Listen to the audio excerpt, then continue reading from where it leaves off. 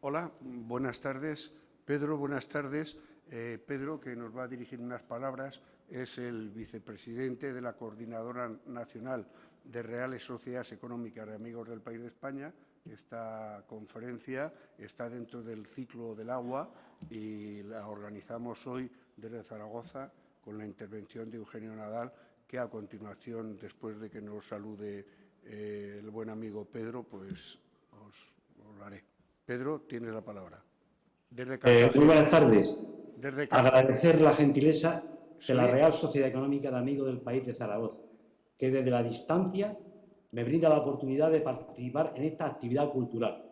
En mi caso, representando al presidente nacional, Antonio Martín Mesa, que en su nombre les envío un afectuoso saludo, que por problemas de agenda no puede realizar como hubiese sido su gusto esta presentación. La Mesa Nacional de la Real Sociedad de España contribuimos en una estrecha colaboración, donde creamos la tribuna Carlos III. Este año, concretamente, con el tema monográfico del agua, por la inmensa sequía que azota todo el país, donde ha tenido lugar diversas conferencias en otras ciudades como Jaén, La Palma, Extremadura, Gran Canarias, La Matitrense, Santiago de Compostela y Cartagena, de donde me dirijo a todos ustedes, y ahora la ciudad de Zaragoza. Quiero felicitar a la Real Sociedad Económica de Amigos del País de Zaragoza por ese magnífico congreso realizado el pasado mes de noviembre en la ciudad de Zaragoza, en la persona de su presidente, don Honorio, y de la Fundación Ibercaja, que contribuyeron en la realización del mismo, poniendo en valor la importancia de la contribución de las entidades de amigos del país, ofreciendo a la ciudadanía el mantenimiento de la cultura y de su historia, donde avanzamos trabajando en el presente y mirando hacia el futuro. Esta tarde, desde la Real Sociedad Económica de Amigos del País de Zaragoza, desde el patio de las Infantas, tiene lugar la conferencia Agua en España, una visión global por don Eugenio Nadal. Para finalizar esta intervención, agradecer la invitación para la presentación de esta conferencia dentro del ciclo nacional de Carlos III, felicitando una vez más a los amigos del país de Zaragoza y pidiéndole la palabra a su presidente, don Honorio Romero Herrero. Muchas gracias. Gracias.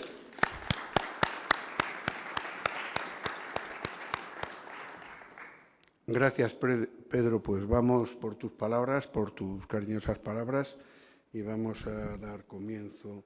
En primer lugar, saludar a los expresidentes del Gobierno de Aragón, a Marcelino Iglesias, a Ramón Tejedor. Que no se oye, vale. Esto lo habéis oído, ¿no? Vale, al presidente honorario de Ibercaja Banco, José Luis Aguirre, al director general de la Fundación, José Luis Rodrigo, miembros de la Junta de Gobierno de la Económica, miembros del Consejo de Administración del Banco, de la Fundación Ibercaja, es decir, que estamos aquí todos de la familia, toda la familia Ibercaja. No sé si de la Confederación han llegado, quería saludarles también, han dicho que vendrían de la Confederación Hidrográfica del Ebro, pero no han llegado. Es solamente, como ha explicado, está el director, bueno, pues saludamos al director de la Confederación Hidrográfica del Ebro y, como ha explicado Pedro, estamos dentro del ciclo de conferencias sobre el agua en España, que organiza la tribuna Carlos III. Y ya sin nada más, porque aquí lo importante es saber qué nos dice Eugenio Nadal en una conferencia que se organizó, se preparó el ciclo cuando llovía. Pero, lógicamente, ahora ha dejado de llover y lo que ha llovido ha sido una actualidad tremenda sobre el tema de la sequía, como siempre. Bueno, voy a presentar a Eugenio, que es un placer. Eugenio nos conocemos hace muchísimos años, ya coincidimos en Huesca, bueno, aquí pone la fecha de tu nacimiento. Somos quintos, nació en Lérida el 7 de abril de 1949. Es ingeniero agrónomo por la Universidad Politécnica de Madrid, especializado en economía agraria. Inicia su actividad profesional como profesor adjunto de la Cátedra de Economía y Política Agraria de la Escuela Técnica Superior de Ingenieros Agrónomos de Madrid durante los cursos 1974-77. Posteriormente se incorpora al Ministerio de Agricultura como asesor del Gabinete Técnico del Ministro de Agricultura. En 1979 se afinca en Huesca como asesor técnico de la Cámara Agraria Provincial del Alto Aragón y delegado provincial del Banco de Crédito Agrícola. En 1983 es nombrado delegado del Gobierno en la Confederación Hidrográfica del Ebro y presidente de la muy ilustre Junta Administrativa del Canal Imperial de Aragón. Y en 1986 es nombrado como primer presidente de la Confederación Hidrográfica del Ebro. Su última responsabilidad institucional fue la de consejero de Economía y Hacienda de la Comunidad Autónoma de Aragón desde 1993 a 1995 con el presidente Marcelino Iglesias. Fue así, ¿no? A partir de ese momento se dedica exclusivamente a su actividad profesional, centrada fundamentalmente en la planificación y gestión del agua y los regadíos.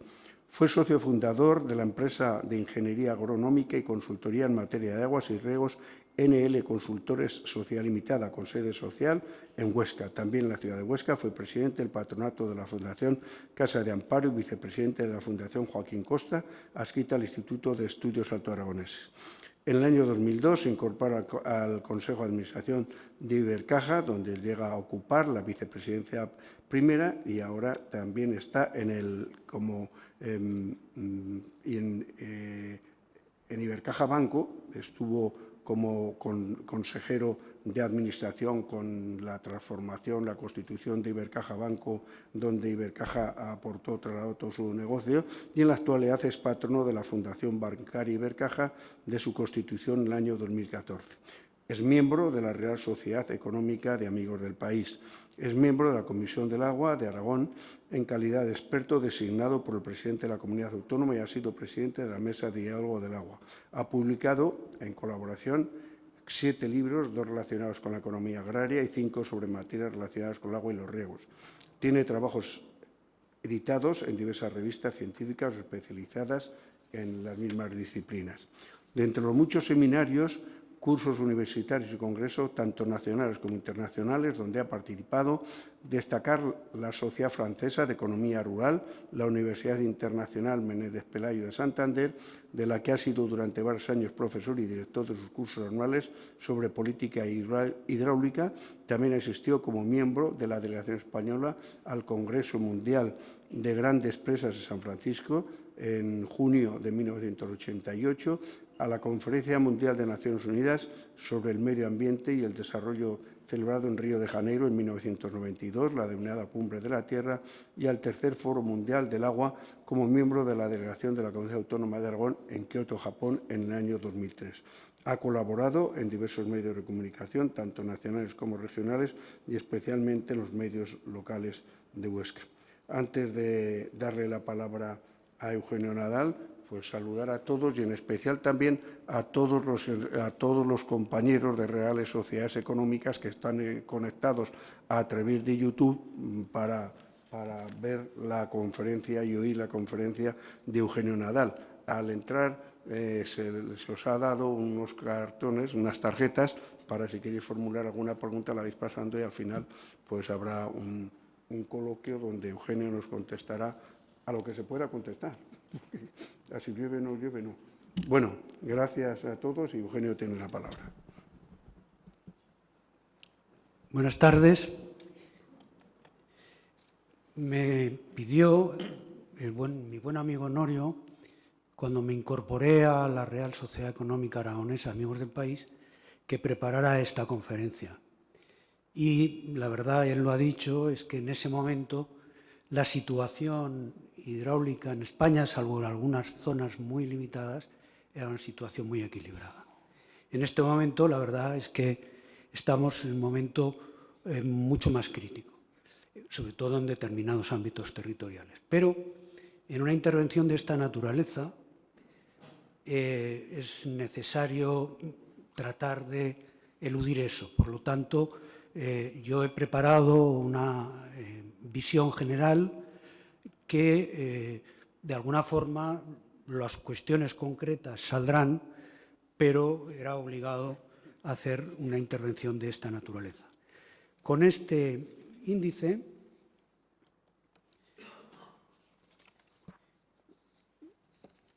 quiero hacer una introducción, porque al iniciar una intervención sobre el agua en España es obligado poner de manifiesto su característica fundamental, su gran diversidad territorial. Estas diferencias entre los diversos territorios de España se deben a la acusada irregularidad en el espacio y en el tiempo de nuestro régimen hidrológico. Siendo la precipitación en forma de lluvia y nieve el origen de estos recursos de agua, es a su vez la causa principal de dicha irregularidad en los caudales de ríos y acuíferos, bien sea en la península o en los archipiélagos. La pluviometría media de España es de 684 milímetros al año, o litros por metro cuadrado. En las vertientes cantábricas, estas medias alcanzan los 1.600 milímetros al año. Y en alguna isla del archipiélago canario, y algún canario sé que nos está escuchando, como Lanzarote, no se superan los 200 milímetros al año. Son diferencias extraordinarias que nos obligan a ser muy prudentes cuando abordamos el tema del agua en España desde una perspectiva global. El agua en la naturaleza se mueve según una secuencia de procesos físicos que constituyen el ciclo hidrológico y sus efectos extremos, sequías y avenidas, son recurrentes en nuestro país desde tiempos inmemoriales. Estas condiciones naturales nos diferencian de la mayor parte de los países europeos.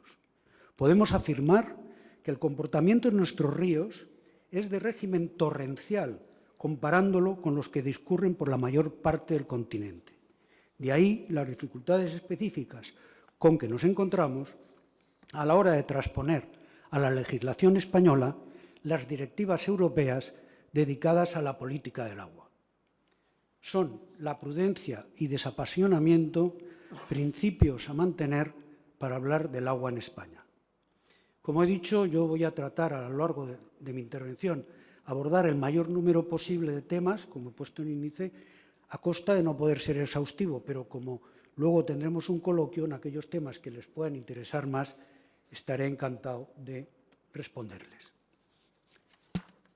Vamos a comenzar por la consideración cuantitativa de este recurso natural. El agua se mide y las cuentas del agua en España ratifican sus características generales: irregularidad temporal y diversidad territorial. Las escorrentías superficiales medias totales en régimen natural, más las infiltraciones subterráneas entre las cuencas peninsulares y los archipiélagos, nos procuran una aportación media de 112,4 kilómetros cúbicos, o lo que es lo mismo, 112.420 hectómetros cúbicos. Nosotros utilizamos los kilómetros cúbicos para los grandes volúmenes, pero normalmente nos desenvolvemos con hectómetros cúbicos, o sea, por millones de metros cúbicos, que es lo que utilizaré. El año mínimo, estas aportaciones se reducen a 50 kilómetros cúbicos y en el año máximo alcanzan los 225 kilómetros cúbicos. O sea, estas acusadísimas diferencias hablan por sí solas de la realidad del agua en España. Señalar que parte de estos recursos los compartimos con Portugal, como veremos más adelante. Una cuarta parte de estas aportaciones lo son por escorrentía subterránea que se infiltra en los acuíferos. De manera diferida en el tiempo, sus descargas se vierten en su mayor parte a la red fluvial y otra parte más reducida directamente al mar. ¿Es mucho o es poco este volumen de recursos? La disponibilidad media en la Unión Europea se sitúa en 3.000 metros cúbicos por habitante y año. Y estas anteriores cifras nos dan un resultado para España de 2.800 metros cúbicos por habitante y año. Aceptando este criterio como bueno para comparar, no estamos muy por debajo de la media europea. En términos globales, solo decir que existen embalses en el mundo capaces de almacenar por sí solos todas nuestras aportaciones naturales medias. Por lo que respecta a su distribución geográfica, los siguientes datos nos describen bien sus desequilibrios. Canarias aporta el 0,86%, Baleares el 0,62%, la costa mediterránea del Guadalquivir un 20%. La zona norte, sin los Pirineos, el 35%, pero la zona norte más los Pirineos aportan el 50% del agua a España y el resto el 30%. Estos recursos naturales los debemos clasificar a los efectos de su posible potencial aprovechamiento desde dos perspectivas muy diferentes. La primera incorpora lo que denominamos recursos permanentes o regulados de forma natural, por su almacenamiento en forma de nieve o en acuíferos subterráneos. Solo una pequeña fracción de estos recursos naturales totales, del orden de entre un 8 y un 9%, podría ser aprovechada en la satisfacción de las diferentes necesidades de agua si no se alterase artificialmente su régimen natural. Una vez más, con una distribución muy variable según cuencas en función de la fracción de origen subterráneo de los caudales totales. Es decir, si no hubiera embalses, donde hay más acuíferos, habría más posibilidad de vida. Y donde no hay embalses, habría menos posibilidad. Donde hay menos acuíferos, menos posibilidad de vida. El Segura y el Júcar alcanzan un 30% de regulación natural por tener muchos pozos. El Ebro un 15%. Mientras el Guadalquivir, el Guadiana, en las cuencas mediterráneas andaluzas se quedan en un 3%. Esas últimas, o sea, Sevilla podría dar de beber sin embalses a 200.000 personas y viven 1 millón de personas.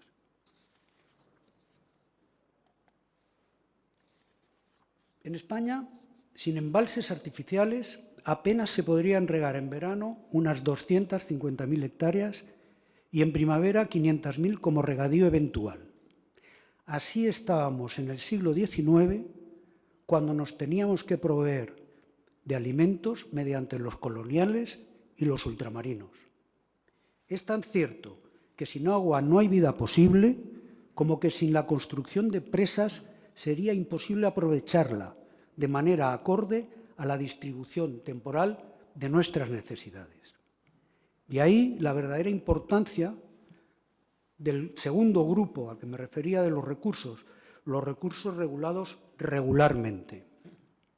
Las obras de regulación superficial y las captaciones subterráneas mediante bombeos han logrado darnos un aceptable grado de madurez hidráulica, gracias al esfuerzo de civilizaciones y generaciones. La modificación del desequilibrio del régimen natural permite un aprovechamiento más regular y fiable de nuestros recursos naturales, siendo garantía del derecho universal al acceso del agua. Disponemos en España de una capacidad de embalse de 56.000 hectómetros cúbicos, 56 kilómetros. Hemos visto que la aportación mínima eran 50. Pero su explotación viene condicionada por dos limitaciones. La primera, que nunca están todos llenos, al unísono.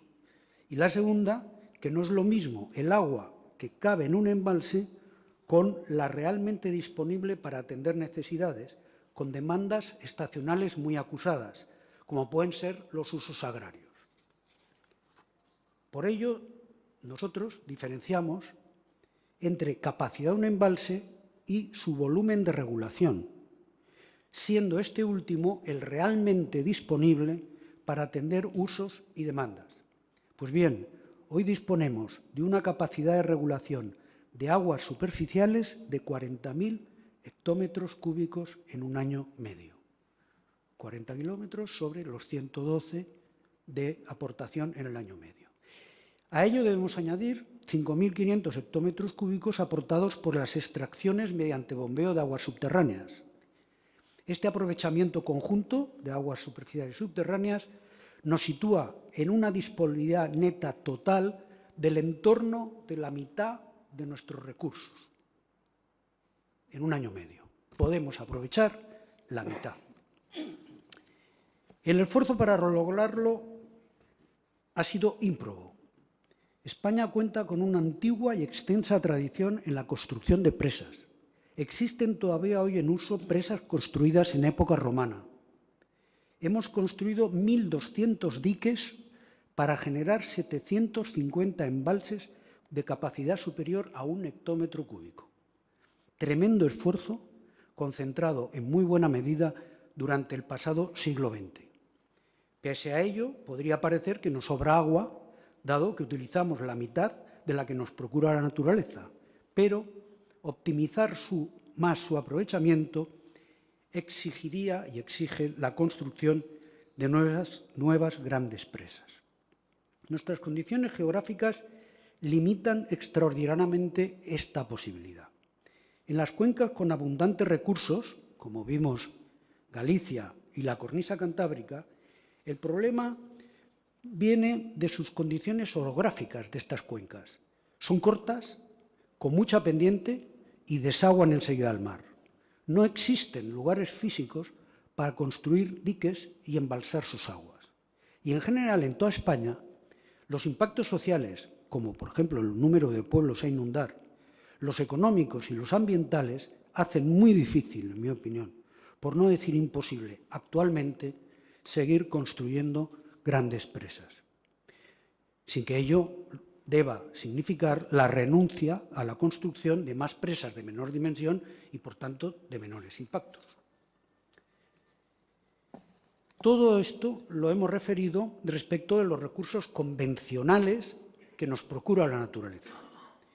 Pero siendo el agua susceptible de usos sucesivos y múltiples, la investigación y el desarrollo tecnológico nos han permitido disponer de nuevos recursos, a los que denominamos recursos no convencionales. Son dos las fuentes más significativas: la desalación de las aguas marinas o salobres y la reutilización de las aguas una vez depuradas y tratadas. La primera planta desaladora en España se instaló en la isla de Lanzarote en el año 1968.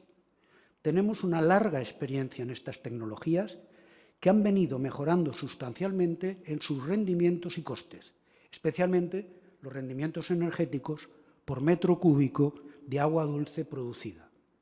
En la actualidad, tanto en los archipiélagos como en las cuencas litorales mediterráneas, la desalación es una fuente de recursos de agua bien desarrollada y con perspectivas de crecimiento. Tenemos 800 desaladoras en explotación. Para un país, además, con demandas de abastecimiento estacionales muy altas debidas al turismo, la flexibilidad de estas técnicas permite una muy buena adecuación entre la oferta y la demanda. Es más, España es reconocida internacionalmente como país puntero en estas tecnologías. Son empresas españolas las que están construyendo las grandes plantas desaladoras en todos los continentes. Un inciso de actualidad. He dicho que algún inciso haría de actualidad. Sorprende no haya invertido nada en esta tecnología desde el año 2009, en que se inauguró su última planta desaladora, las autoridades de Cataluña. Porque desde el año 2009 aquí no tenemos registrada ninguna inversión importante en producción de agua dulce en las cuencas internas de Cataluña. Respecto de la reutilización del agua, señalar que también en este caso tenemos una tecnología muy avanzada que permite el uso del agua tras su tratamiento en las estaciones depuradoras de aguas residuales.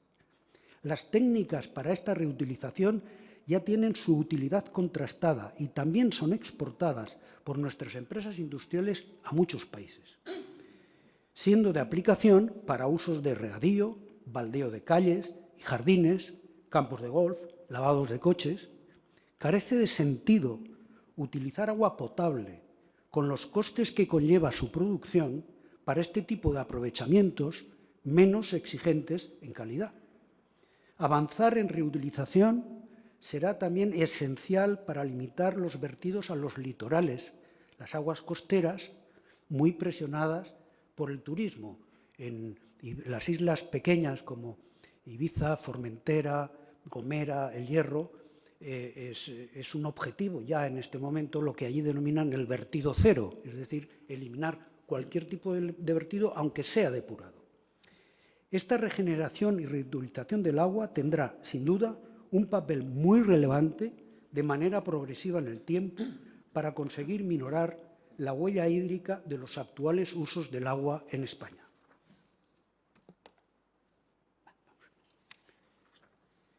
Vistos los recursos, veamos ¿Cuáles son sus usos actuales?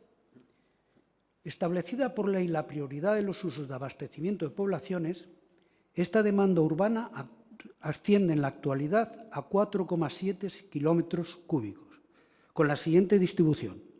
El consumo doméstico supone un 70%, los servicios e industrias conectadas a las redes municipales un 24% y los servicios públicos y otros un 6%. Como hemos dicho, la estacionalidad de estas demandas, de estas necesidades, son más acusadas a mayor especialización turística de la unidad territorial de esta demanda. En los hogares españoles, el consumo medio se sitúa en unos 130 litros por persona y día, con un coste medio de 1,97 euros el metro cúbico. El 55% de este importe corresponde, ahora lo veremos, al servicio de abastecimiento y el 45% al de saneamiento y depuración. Esta dotación de 130 litros viene teniendo, con carácter general, una tendencia a la disminución. Podemos estar ya llegando a niveles de estabilización de estos valores, merced a la racionalización por parte de los consumidores y a las mejoras en la conservación y mantenimiento de las redes de distribución, limitando pérdidas. Por su parte, esto es la demanda de abastecimiento. La demanda para usos industriales no conectados a las redes urbanas ascienden a 1,65 kilómetros cúbicos.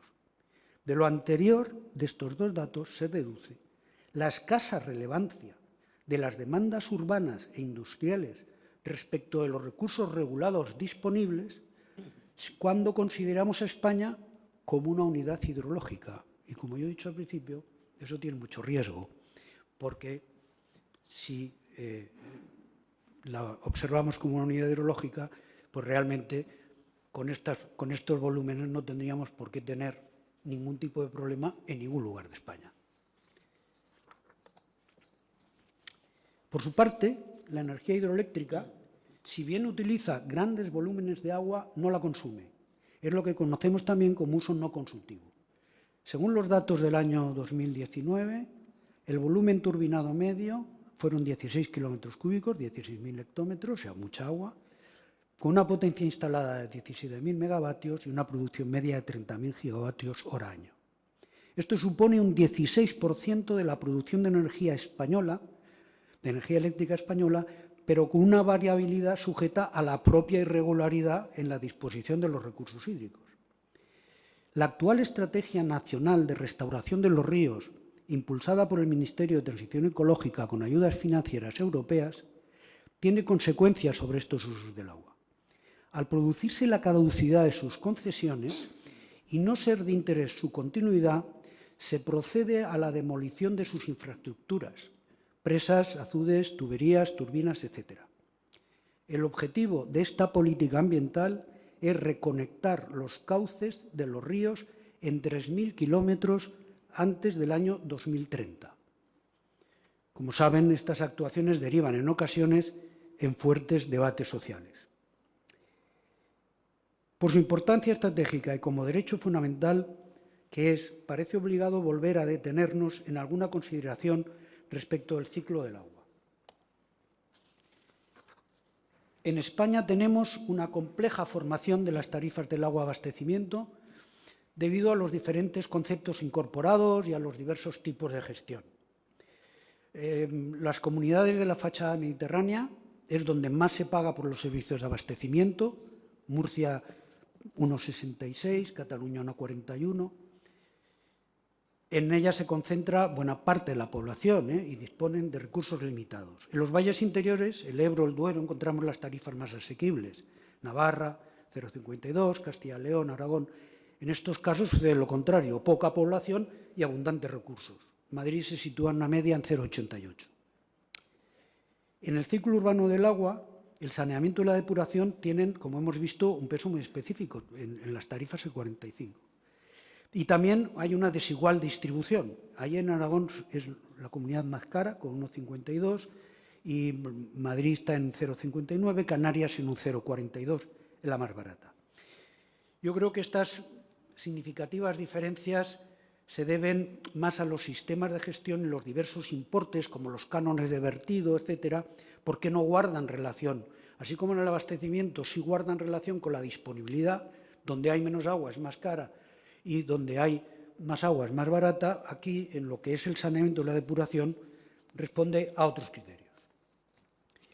Podemos concluir que gozamos de una práctica garantía universal en la conexión a redes de abastecimiento de nuestra población, en correctas condiciones de cantidad y calidad, sin menoscabo de la necesaria y permanente mejora de las infraestructuras a fin de evitar pérdidas, mejorando la eficiencia cuando tenemos escasez. Asimismo, más del 90% de la población española está conectada a una red de saneamiento, merced al esfuerzo realizado durante las últimas décadas y al buen uso efectuado de los fondos recibidos de la Unión Europea para infraestructuras hidráulicas a partir del año 1986. Valga un ejemplo.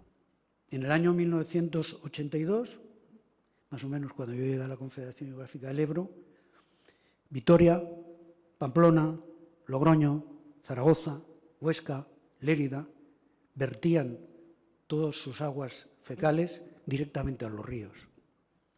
Hoy todas depuran. Nunca nuestros ríos tuvieron menos vertidos sucios que en la actualidad. Controlada la contaminación urbana e industrial, ahora el desafío es hacer frente a la contaminación difusa, entendiendo por contaminación difusa o diseminada la ocasionada por actividades agrícolas, ganaderas, industriales que, por su carácter deslocalizado extensivo en el territorio, no tienen concentrados los vertidos, como pasa en las áreas urbanas o las industrias conectadas a la red de colectores urbanos.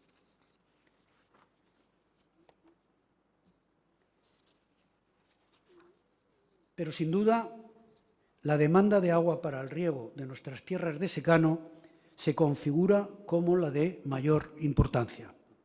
Según la planificación hidrológica, alcanza una media de 24 kilómetros al año. La cifra de retorno que convencionalmente se admite se sitúa en torno al 20%, lo que nos daría un consumo del 19%. Estudios más recientes, porque se ha modernizado mucho, como ahora veremos, sobre los consumos reales de agua para la agricultura los estiman en 15 kilómetros cúbicos. Bueno, observamos significativas diferencias, pero en cualquier escenario suponen siempre aproximadamente el 70% de la demanda total de agua en España, porcentaje muy común en todos los países con regadío en el mundo. No somos una excepción. La transformación de las zonas regables españolas durante las últimas décadas ha sido espectacular, por extensión, eficiencia y seguridad en el uso del agua, es decir, su modernización. Para lograrlo ha sido determinante el esfuerzo de inversión e innovación de los agricultores mediante la colaboración público-privada. En su extensión, hemos pasado, en los 40 años transcurridos de 1982 a hoy, de 2,3 millones de hectáreas regadas a 3,8 millones. El olivar, la vid y el almendro han sido los cultivos con mayor protagonismo en este crecimiento de la superficie regada. La comparación entre los sistemas de aplicación del agua a la tierra para este mismo periodo pone de manifiesto que hemos reducido el riego por gravedad o a manta de un 90% en 1982 a un 22% en la actualidad. El riego localizado o por goteo era anecdótico hace 40 años, era un 3% del total. Hoy cubre un 55% de la superficie regada, con lo que esto supone de ahorro, eficiencia y racionalidad. Tras Israel, tenemos los regadíos más modernos del mundo. En todo caso, antes de seguir ampliando la superficie regada, es oportuno recordar que el gran problema del regadío español en general es la poca garantía en el suministro de sus dotaciones, problema que se agrava en el litoral mediterráneo, especialmente en el sureste y en el Valle del Guadalquivir. La situación actual del Valle del Guadalquivir es tremenda. Por lo tanto, parece más razonable urgente y prioritario dotar de garantía de agua suficiente a las zonas regables ya en explotación antes que seguir ampliándolas. Por último, la demanda ganadera asciende a 350 hectómetros cúbicos.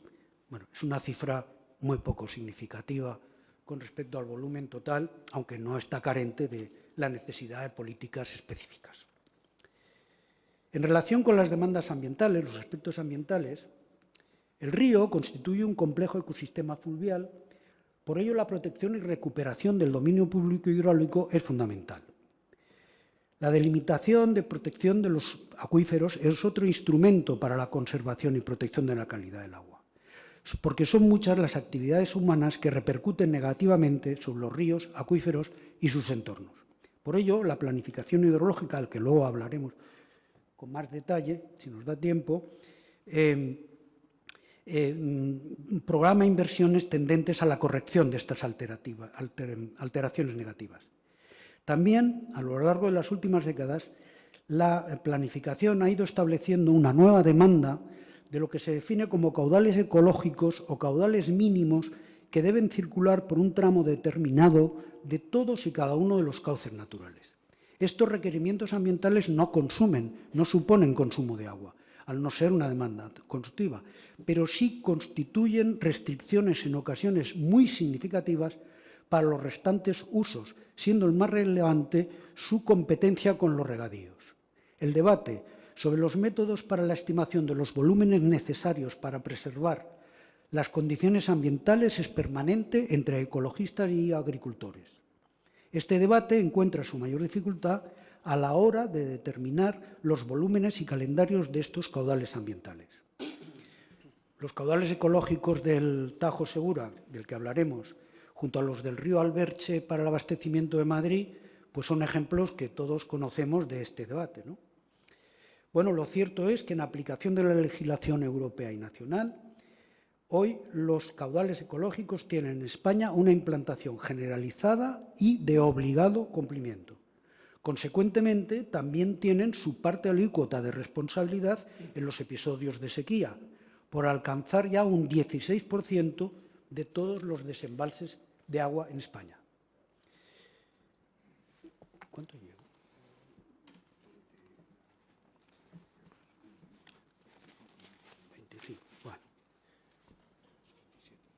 Creo que podré acabar. De todas formas, voy a hacer una cosa. No, hombre, no quiero ser muy largo. Vamos a abordar, visto todo lo que son los recursos y las demandas. Yo no soy un especialista en derecho de aguas, pero el agua ha sido un elemento natural sometido históricamente a una fuerte regulación, dado su carácter de bien absolutamente necesario para la vida. Insisto que no siendo mi especialidad, sí debo reconocer la existencia en el ámbito jurídico español de un extenso análisis doctrinal sobre el fundamento y la naturaleza de todas las materias relacionadas con el agua, y ello gracias a sus excelentes profesionales en el derecho administrativo, herederos de una larga tradición. En la Universidad de Zaragoza hemos conocido catedráticos de derecho administrativo extraordinariamente competentes.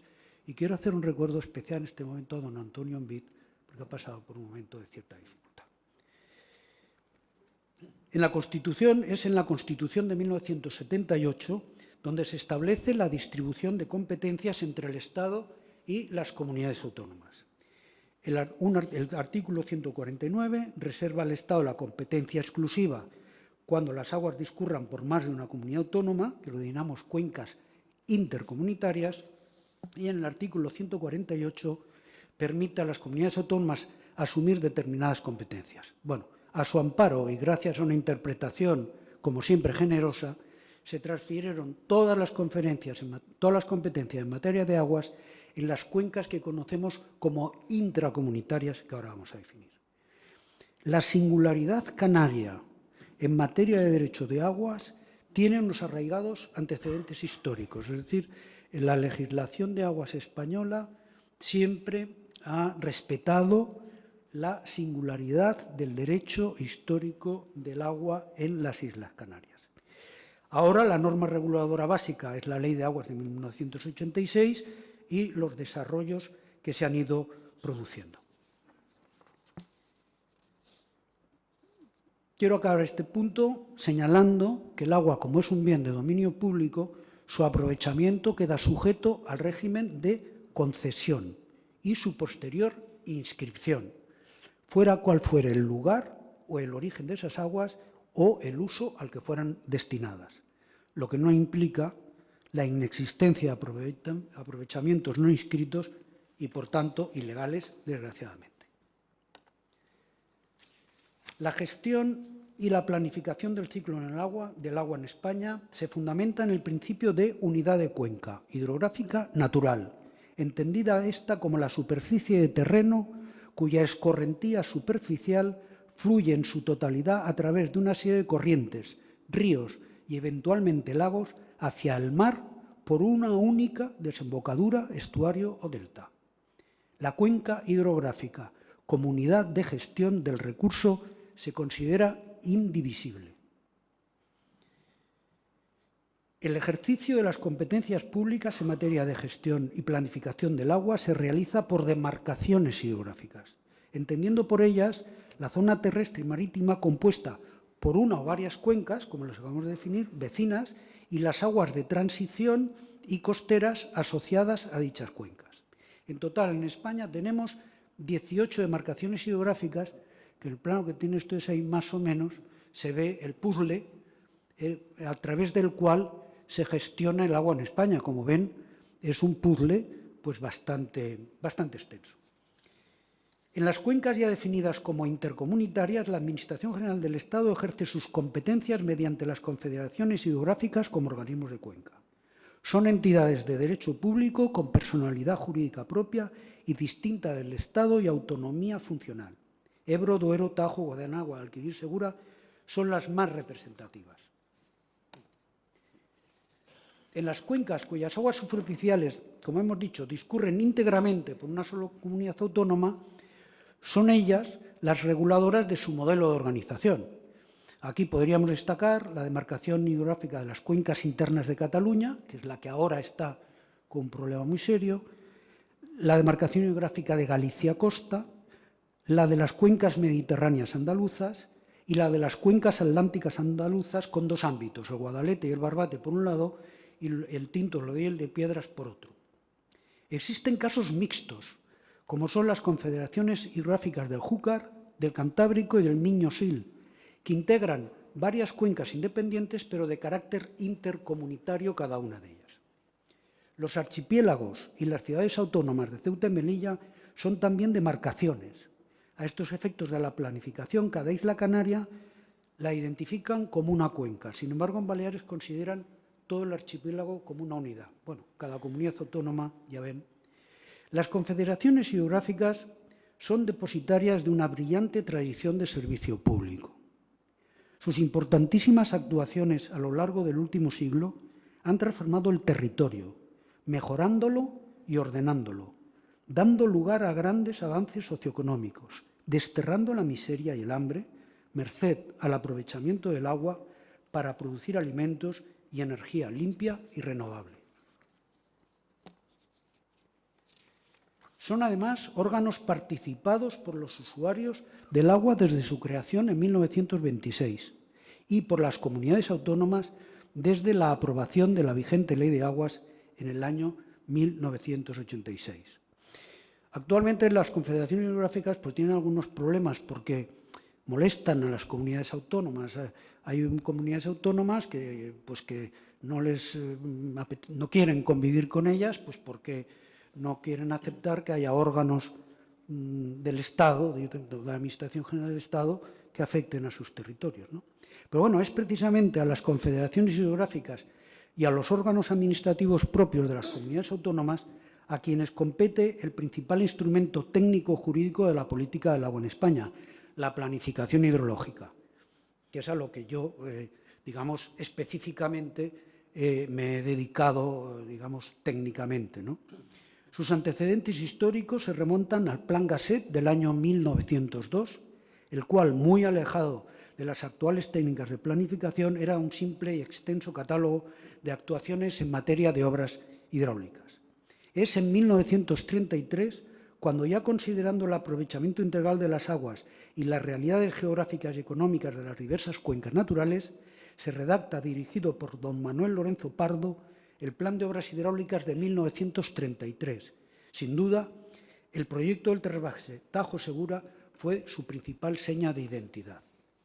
En 1940 se aprueba un Plan General de Obras Públicas, que incorpora las obras hidráulicas. Posteriormente serán los sucesivos planes de desarrollo económico y social del franquismo quienes promuevan la construcción de grandes infraestructuras de almacenamiento y distribución de agua y producción de energía hidroeléctrica por todo el territorio nacional.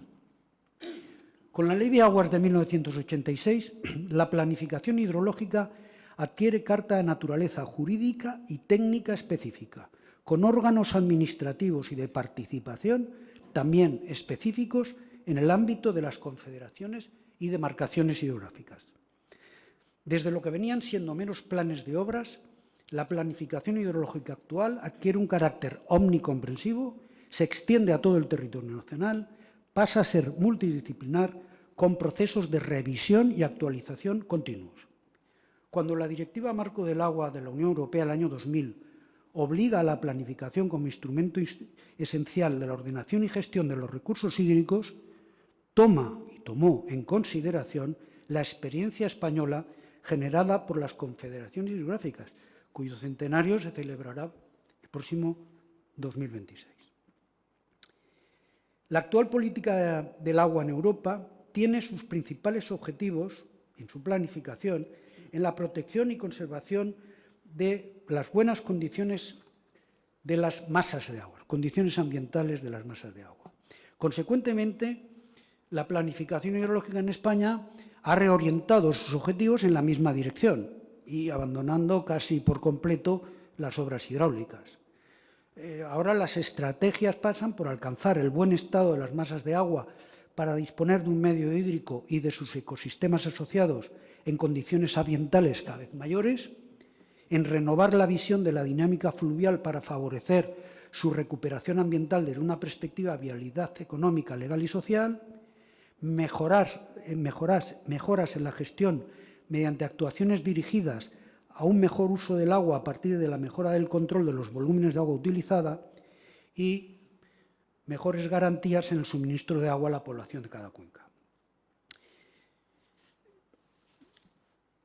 Como ven, hemos tenido un cambio muy importante, radical, diría yo, en todo lo que es la orientación de la política del agua desde que existe la planificación hidrológica en España.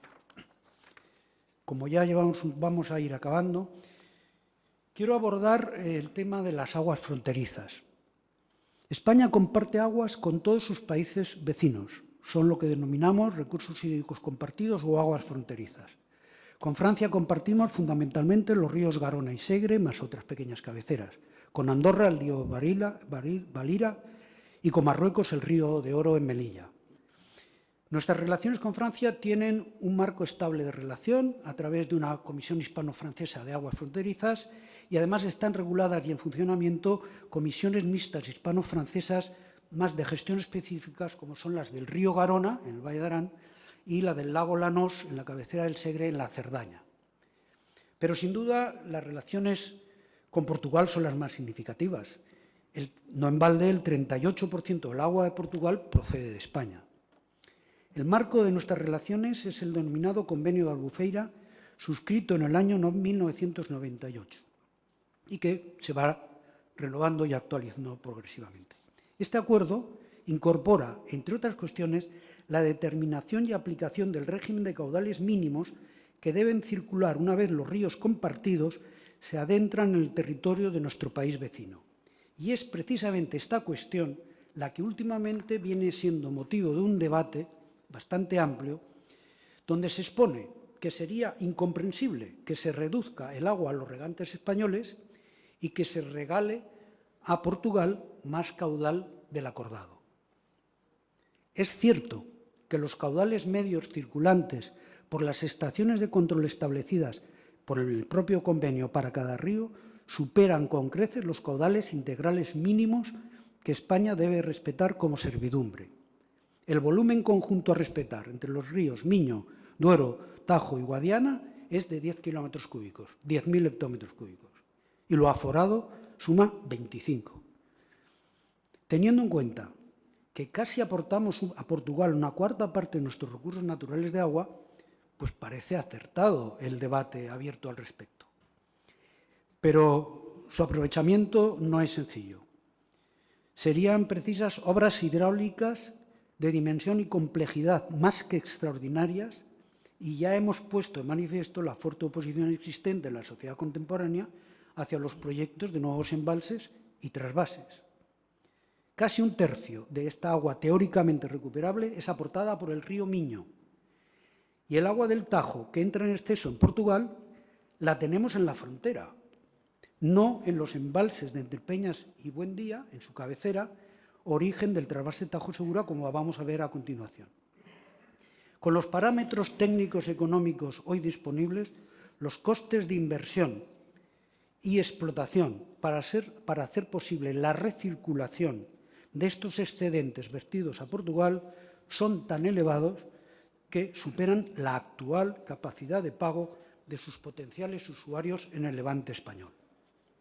Por último, vamos a hablar de los trasvases de agua entre diferentes ríos o entre diferentes cuencas naturales.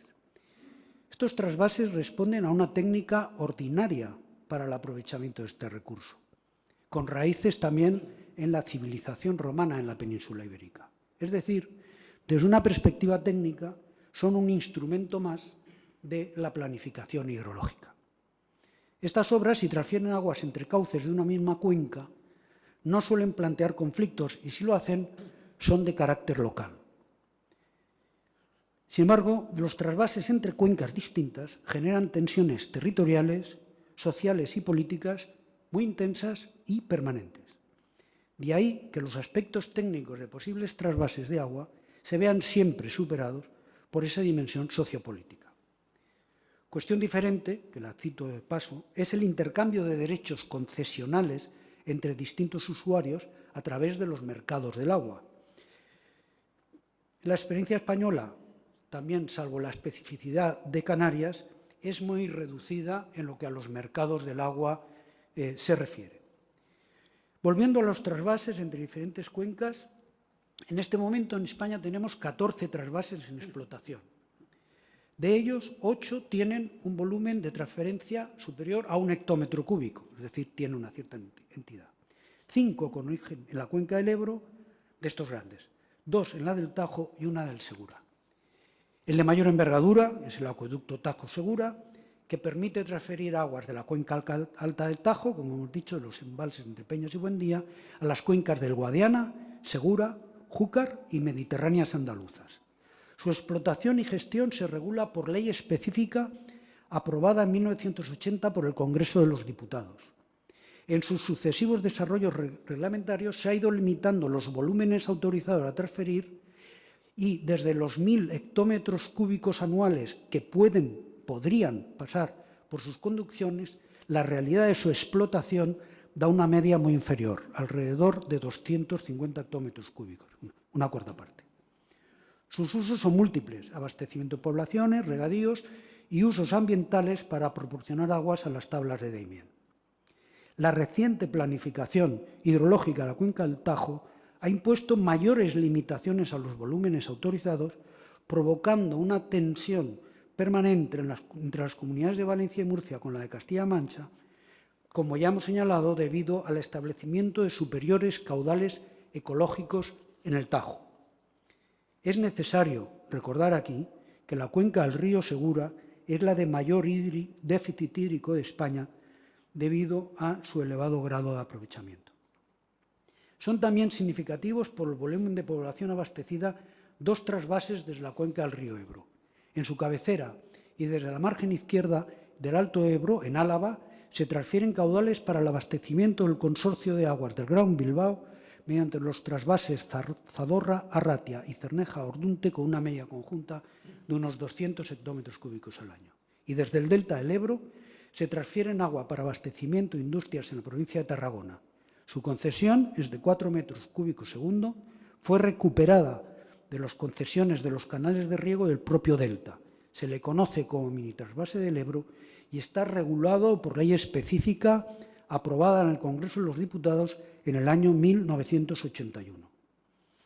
También como cuestión de actualidad, otro trasvase menor con origen en el embalse del río Ciurana, afluente del Ebro, hacia el embalse de Ruy de Cañas en las cuencas internas de Cataluña, es hoy noticia por haber solicitado, o decir que va a solicitar la Generalitat de Cataluña su ampliación para regar viñas históricas y de secano en la comarca del Priorato, pretensión que de nuevo ha despertado los conflictos inherentes a los trasvases. Bueno, como epílogo de esta intervención, que espero no haya sido muy largo, quiero decirles que al margen de las consideraciones personales de cada cual respecto al cambio climático, las administraciones públicas han incorporado este fenómeno a todo el ámbito de sus competencias técnicas y administrativas en relación con el ciclo del agua. Por tanto, es obligado a escribir las conclusiones del Grupo Intergubernamental de Expertos sobre el Cambio Climático, IPCC, sobre el agua. Sus proyecciones indican que, como consecuencia del cambio climático, la correntía fluvial promedio anual y, por tanto, la disponibilidad de agua disminuirá en regiones como España. Algo que ya viene sucediendo y ha sido cuantificado por la planificación hidrológica en una disminución del 5%. De hecho, de los 122 kilómetros que hemos dicho, la planificación hidrológica ya trabaja solo con 100. Estos menores caudales circulantes por los ríos y almacenados en los acuíferos se deben también al incremento sostenido de las extracciones para atender a más población y actividad económica, y al incremento de la superficie forestal en España durante las últimas décadas, especialmente en las cabeceras de los ríos, que ha sido espectacular. Cuantos más árboles tengamos, menos escorrentía superficial de agua tendremos. Los expertos sobre cambio climático también nos alertan respecto de sus efectos sobre dos manifestaciones extremas del ciclo del agua, las inundaciones y las sequías. La frecuencia de los episodios de precipitación intensa aumentará, es decir, tendremos más avenidas y de mayor caudal, y a su vez las sequías serán más prolongadas y acusadas. Yo personalmente echo de menos en los informes científicos cuál será el papel a jugar por los embalses ante la agudización de estos efectos extremos del ciclo del agua. Son los elementos estructurales más eficaces para minorarlos, y su aprovechamiento, además, como saltos reversibles, los convierte en las mejores baterías para almacenar las discontinuas producciones de las energías solar y eólica. Señores, el futuro del agua en España tiene nombres propios: inundaciones y sequías. Y tiene apellidos: acuíferos, embalses, desaladoras y reutilización. Buenas tardes y gracias por su atención.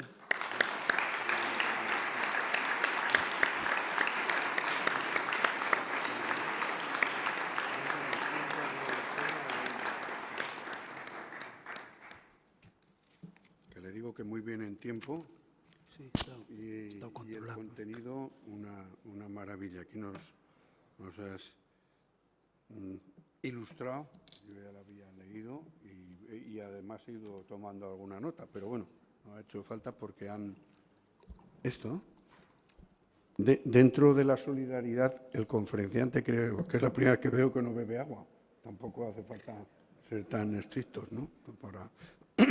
Bueno, aquí hay una serie de preguntas. Yo lo que ruego siempre, yo entiendo mal las letras, hay alguna palabra que no, pero bueno, esta se entiende perfectamente, la letra. Luego ya el binomio agua-energía como almacenamiento tanto de agua más energía permiten construir embalses fuera de cauces y de menor impacto.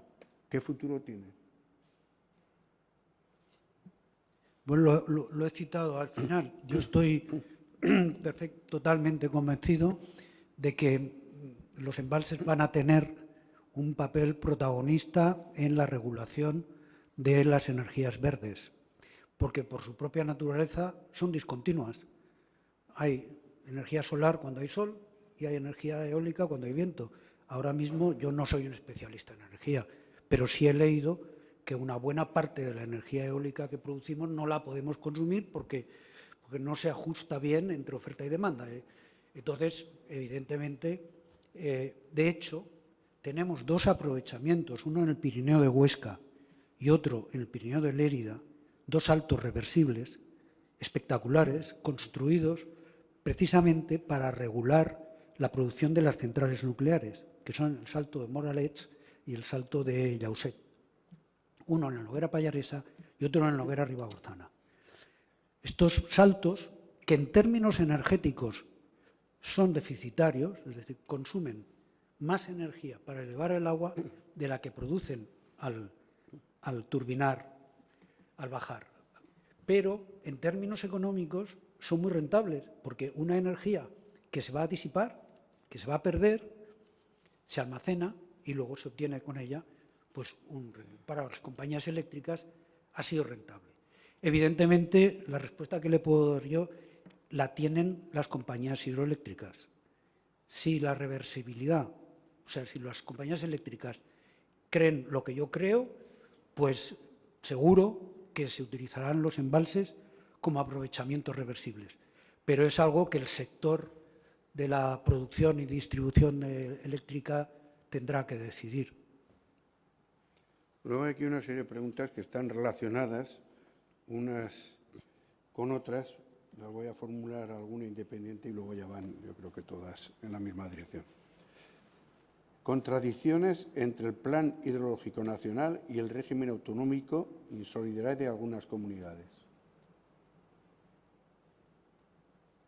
Si quieres volver al tema porque van relacionadas. Bueno, es un poco la pescadilla que se muerde la cola, ¿no? Yo creo que los planes hidrológicos nacionales solo tienen dos posibilidades. Es decir, un verdadero plan hidrológico nacional es irrealizable. El que lo intentó fue Borrell, cuando fue ministro de Obras Públicas. No llegó a presentar el plan, porque era una bomba de relojería. ¿Qué hacía Borrell? Interconexionaba todas las cuencas españolas. Todas daban y todas recibían. Es decir, él tenía en la cabeza, porque yo además estuve con él, hablando, ¿no? Me llamó un día para preguntarme y tal. Pero su idea era, oye, los kilovatios que se producen en un salto en el Miño se pueden consumir en Huelva, ¿no? Pues, ¿por qué no un metro cúbico de agua del Miño se puede consumir en Huelva? Pero claro, ese es el verdadero plan hidrológico nacional. Es decir, eso sería, digamos, pero eso es, primero, obliga a unas obras muy importantes, porque para producir eso, y algunas imposibles, es que el problema es que donde tenemos el agua no la podemos almacenar. Tenemos un problema, yo lo he citado antes, es cómo almacenamos el agua de Galicia, el agua de Asturias, el agua de Cantabria, el agua del País Vasco, la propia cabecera del Ebro. Yo no sé si alguno aquí recuerda un proyecto histórico que había que se llamaba el Canal de la Margen Derecha del Ebro, para regar 300 o 200.000 hectáreas en la margen derecha del Ebro. La Confederación, el CESI, aquel que era un órgano tal, preveía la construcción de 5 grandes embalses en cabecera adicionales al embalse que hay en Reynosa para regular las aguas del Ebro en cabecera. Aquí hay gente de la Confederación y hay expertos. Yo no sé si alguien de los que está en esta sala cree que sería posible en este momento inundar valles en Burgos, valles en Vitoria, valles en Cantabria, para aprovechar el agua que el Ebro pues, puede verter en exceso en este momento sobre el caudal ambiental en el delta. Y en las otras cuencas el problema es físico. Por lo tanto, el plan, creo que la planificación hidrológica nacional en España está muy, muy limitada. Y creo que fundamentalmente hay que optar por lo que he dicho, por la desalación y por la reutilización. Es una barbaridad hoy potabilizar el agua tiene unos costes ambientales y económicos muy altos, ya es una cosa exagerada que nos llega a los domicilios un agua de altísima calidad para que bebamos un porcentaje mínimo, porque la mayor parte del agua que nos llega a nuestros domicilios se va por la fregadera, se va por la taza del retrete, se va por la ducha, no nos la bebemos. Pues si ya es una barbaridad el coste ambiental y económico que supone la potabilización y el tratamiento de esas aguas para que nos lleguen con unos parámetros de calidad tan exigentes como tenemos en Europa y por lo tanto en España, si encima esa agua la utilizamos para los lavaderos de los coches, para regar los jardines, para el baldeo de las calles, para regar los campos de golf, incluso para muchos aprovechamientos agrícolas, pues no tiene sentido. Es decir, hemos de reducir nuestra huella hídrica, la huella hídrica de nuestro uso como personas y nuestras actividades económicas y de ocio a través de… Yo estoy absolutamente convencido que la planificación hidrológica nacional tendrá que optar por la desalación y la reutilización. También quiero decir que también estoy convencido de que llegará un momento que habrá demanda por parte de algunos territorios de la construcción de algunos embalses más. ¿Por qué? Porque este verano yo he visto el río Ara en Voltaña con 1 metro cúbico por segundo. Y claro, ver el río Ara con 1 metro cúbico por segundo en Voltaña es una tragedia. ¿Pero qué ocurre? El río Ara está virgen. Yo participé en que no se construyera el embalse de Janovas, el grande, el pequeño yo no estaba a favor. Pero el valle no está virgen. Cada vez hay más necesidades, hay más campings, más hoteles y encima más vertidos. Por lo tanto, yo estoy convencido de que dentro de 30, 40 años, quizás estoy en una bola de cristal, habrá determinados lugares que pedirán embalses y algunos de ellos para ningún tipo de uso. Porque yo he visto embalses en la Costa Azul, en todo lo que es la Costa Azul francesa, hay 4 o 5 embalses que no tienen ningún uso.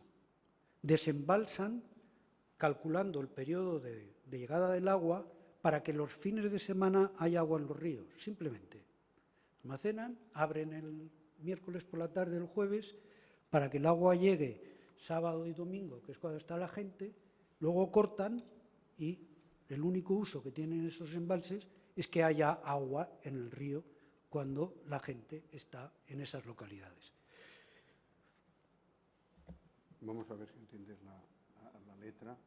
Además de las extensas cifras expuestas, podríamos conocer criterios sobre la actual política del recurso, ¿no? Recurso, pero, sí. Y actuaciones necesarias. Bueno, yo creo que un poco lo acabo de decir, ¿no? Yo creo que fundamentalmente… Hombre, a ver, las confederaciones y los organismos de las comunidades autónomas son muy importantes, porque sobre ellos recae la responsabilidad. Las comunidades autónomas participan. Hay un problema en la planificación, porque no todas las comunidades autónomas han permitido que la Administración General del Estado participe de sus órganos de gestión y planificación.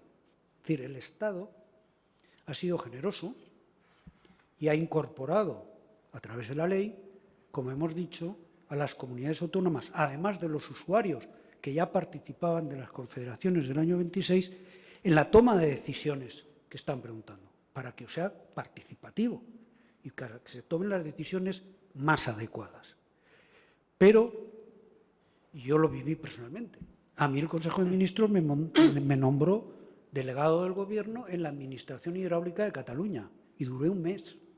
Duré un mes porque inmediatamente la Generalitat de Cataluña presentó un contencioso impugnando y declarando, impugnando el que pudiera haber alguien en su gestión de sus recursos.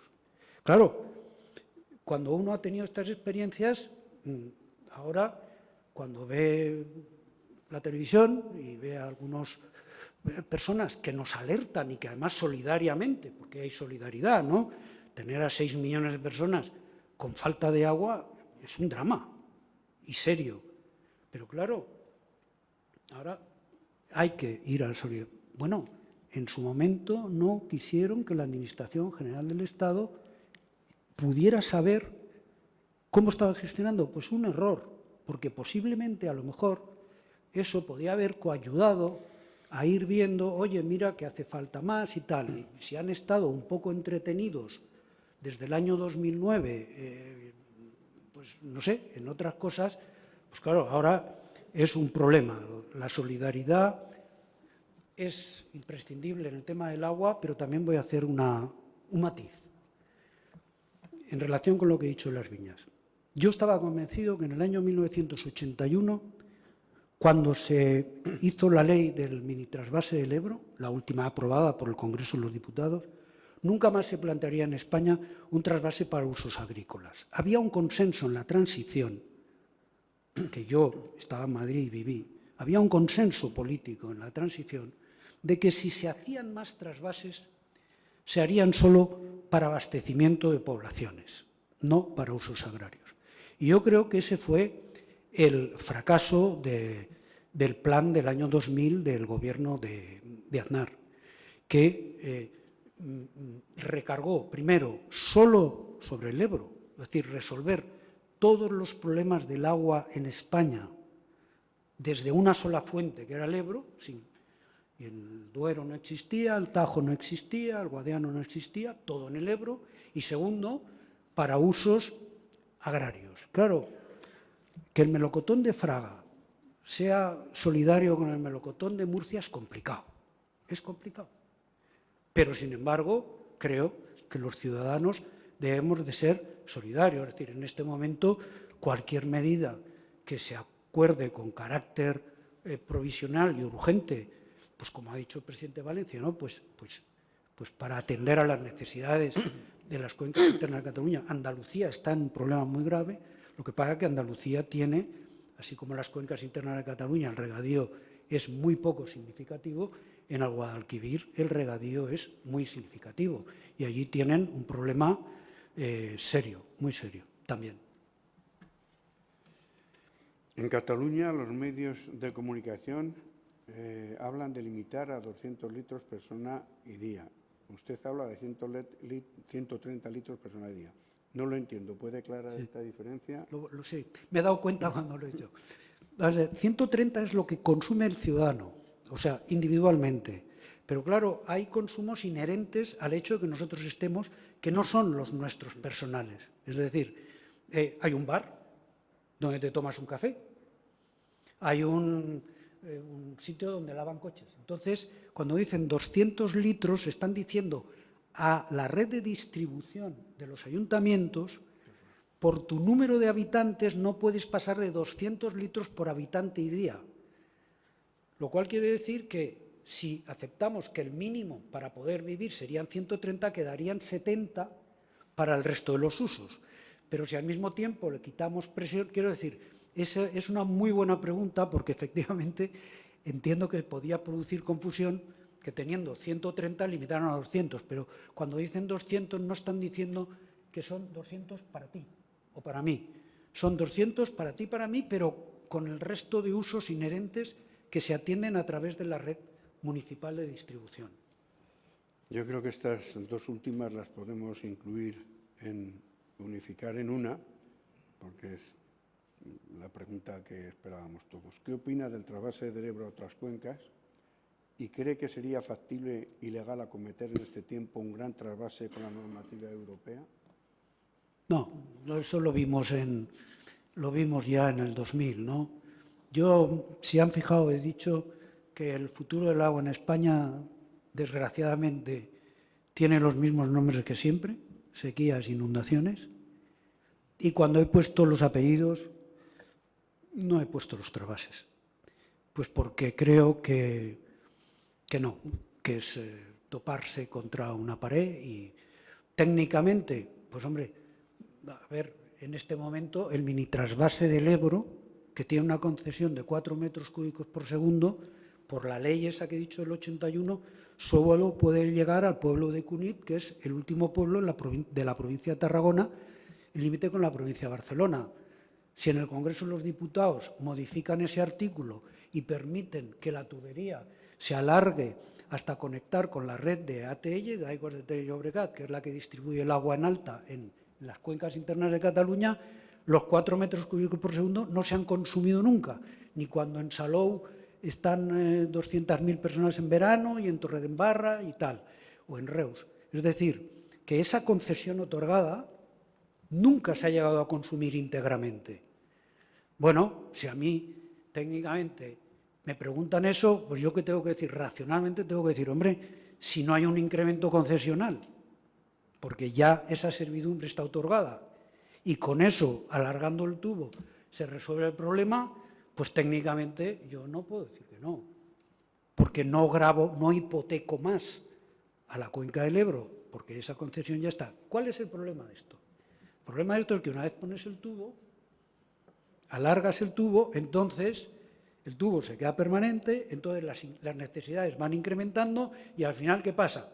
Pues solicitud de incremento de concesión porque ya con los 4 metros cúbicos por segundo no tenemos bastante y por lo tanto necesitamos hipotecar más la concesión del militar base. Bueno, estas cosas son, digamos, yo trato intelectualmente de tener un cierto equilibrio entre lo que me dice mi racionalidad técnica y lo que me dice mi experiencia política, que también la he tenido. Una pregunta, no estaba previsto las... ¿No? Pero bueno.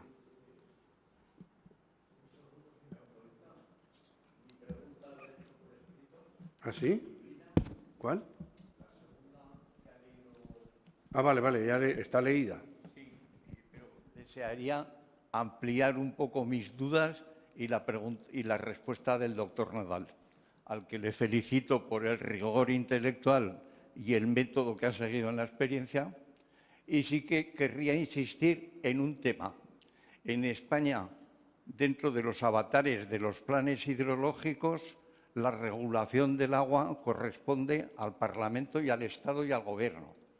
Y, sin embargo, tenemos un régimen autonómico en el cual usted mismo ha dicho en un momento que hay comunidades como Cataluña que han destinado dentro de los fondos superiores de muchas comunidades menos recursos en las facilidades que han recibido del Gobierno para actuar en lo que sería regulaciones del agua y obras de las que el doctor Nadal ha expresado.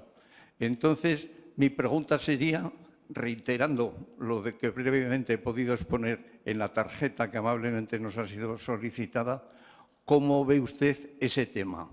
Que por un lado se solapen la administración del Estado en regular un bien general y posiblemente escaso en estos momentos, y lo que de los años 82 al 93 un presidente de Gobierno tildó como comunidades desintegradoras e insolidarias, donde posiblemente hoy tengamos un ejemplo muy claro con nuestra vecina Cataluña. Bueno, vamos a ver, yo creo que un poco lo he abordado, ¿no? Claro, la transferencia de las competencias en materia de gestión del agua a las comunidades autónomas, pues mientras tengamos un Estado autonómico, pues hemos de entender que es un proceso irreversible. Es decir, eso está así. Cataluña toma sus decisiones autónomamente en las cuencas internas, en el Ter, el Llobregat, el Besós, el Cardona, en fin, sus ríos, ¿no? Lo mismo hace Galicia con sus ríos, etcétera, o Andalucía. Y en los archipiélagos, pues también.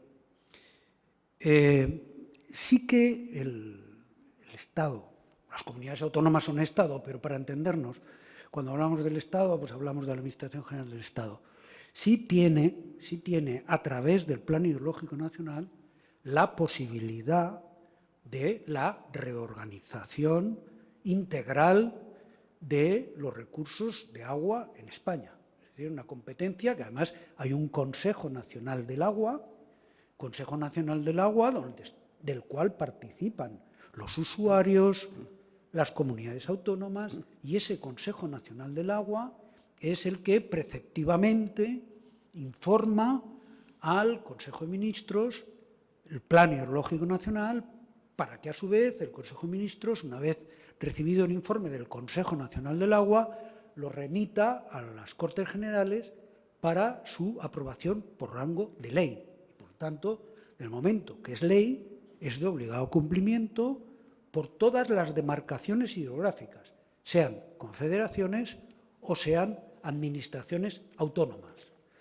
Sí tiene el Estado esa posibilidad, la tiene. Otra cuestión es cómo la ejerza, en qué condiciones y qué pueda hacer en función de los equilibrios políticos y parlamentarios que en cada momento se den en el país. Pero el instrumento existe, el instrumento lo tiene. Sí tiene usted razón, en que ha sido una pena. Pero claro, la inversión en obras hidráulicas ha disminuido, porque en general ha disminuido la inversión pública. Hemos pasado por unas crisis muy profundas que han obligado a los presupuestos públicos a dirigirse más hacia la atención de otro tipo de necesidades, y en esa disminución de la inversión pública, al final también acaba siendo más urgente una autovía, acaba siendo más urgente por la actividad económica un puerto. Es verdad que las obras hidráulicas como tal pues han sido prácticamente borradas del mapa. Esto es verdad. Y luego, pues nosotros en este momento, por ejemplo, en esta cuenca, pues hay 3 obras o 4, está Mularroya, si no recuerdo mal, Almudévar, que está acabado, y el recrecimiento de Iesa. Y con eso ya la planificación al año 2027 ya no prevé ninguna otra obra singular. O sea, tendrá que ser a partir del año 2027, cuando se haga el nuevo plan hidrológico del Ebro, donde se plantee la posibilidad o no de hacer alguna otra actuación. O sea, en eso tiene usted toda la razón. Pero en lo otro sí que hay que tener claro que la Administración General del Estado, a través del Consejo Nacional del Agua y a través de sus propias competencias otorgadas por la Ley de Aguas y los reglamentos y la propia Constitución, puede en un momento dado ordenar la gestión de los recursos hídricos democráticamente en la medida y en la orientación que considere oportuno. Bueno, pues muchísimas gracias, Eugenio, por esta maravillosa conferencia y este interrogatorio también muy interesante. Gracias a los compañeros de las Reales Sociedades Económicas que nos están escuchando y viendo por YouTube, y gracias a todos vosotros por vuestra presencia en nombre de la Real Sociedad Económica Aragonesa de Amigos del País y de la Fundación de Ibercaja y del Banco Ibercaja.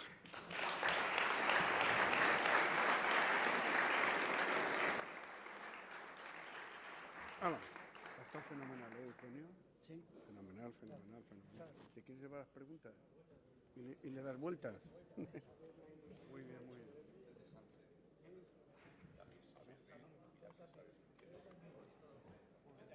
Oye, cuida, no te vayas a caer, ¿eh?